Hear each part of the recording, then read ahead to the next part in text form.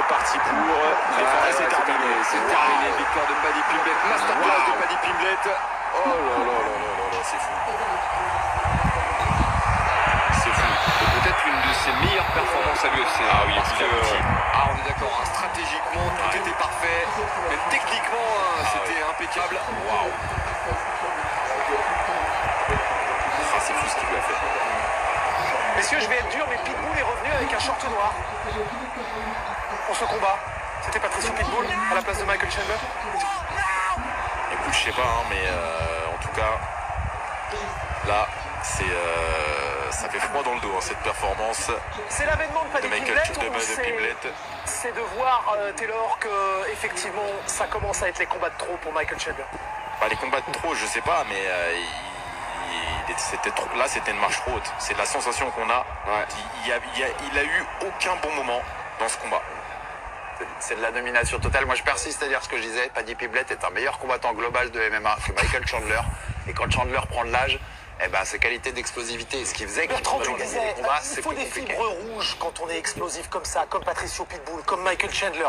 Avec l'âge, les fibres rouges, Elle s'amenuise et quand on n'a pas quand cette qualité elle manque, eh ben notre principale qualité fait défaut et voilà ce qui se passe. Et puis ça fait un peu old school, Antoine. Quand on voit Robbie Lawler qui passe les consignes dans le coin, on se dit qu'on a manqué de passer la seconde. On est encore dans le miroir, là. On est dans le rétroviseur. Ah, je suis d'accord avec toi et encore une fois, il y avait beaucoup de duels sur cette soirée entre deux générations de combattants, la nouvelle génération et l'ancienne génération. Des combattants qui ont beaucoup de kilomètres au compteur comme Pitbull, comme Michael Chandler, et des combattants plus jeunes qui ont le vent en poupe comme Yair Rodriguez, Paddy Pimblett, et je vous rappelle qu'on a plus ou moins ça également sur le main event qui arrive derrière avec Diego Lopez contre Alex Volkanovski. Donc c'est très intéressant ce qui nous attend sur cette soirée. En tout cas, Paddy Pimblett, lui, il a sa place dans le top 10 de la catégorie.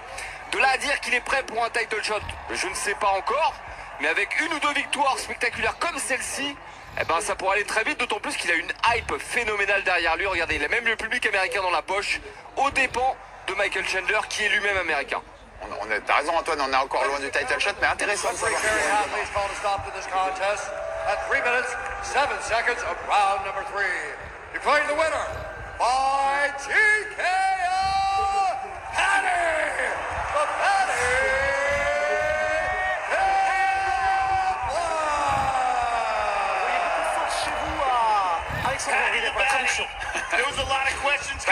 Beaucoup de questions avant ce combat.